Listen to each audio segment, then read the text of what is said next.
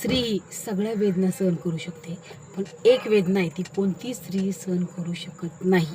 कारण की ती वेदना म्हणजे तिच्यामध्ये कमवायची ताकद असते, तिच्यामध्ये घर चालवायची पण ताकद असते, परंतु आपलं घर सांभाळण्यासाठी, मुलाबाळांसाठी, सासू सासऱ्यांसाठी ती फक्त आपलं कर्तव्य बजावण्यासाठी शिक्षण सोडते आणि आपली जी इच्छा असते ती मनामध्ये मारते. का तर माझं घर सांभाळलं पाहिजे, माझी जबाबदारी आहे की माझे पती जरी बाहेर गेले तरी पण मला घर सांभाळायचं आहे, ही तिच्या डोक्यामध्ये फिट बसलेलं असतं.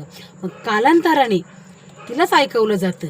काय कालांतराने तिलाच ऐकवलं जातं, तू तर फुकटचंच खातेस ना, काम तरी काय करतेस आणि काय कमवतेस तू.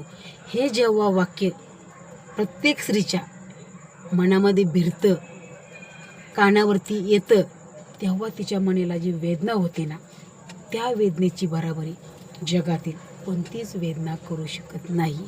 कारण की प्रत्येक आईवडील आपल्या मुलीला शिकवण्यासाठी धडपड करत असतात की माझ्या मुलीला आमच्यानंतर कुणापुढं हात पसरावा लागला नाही पाहिजे, स्वतःच्या पायावरती ती उभी राहिली पाहिजे.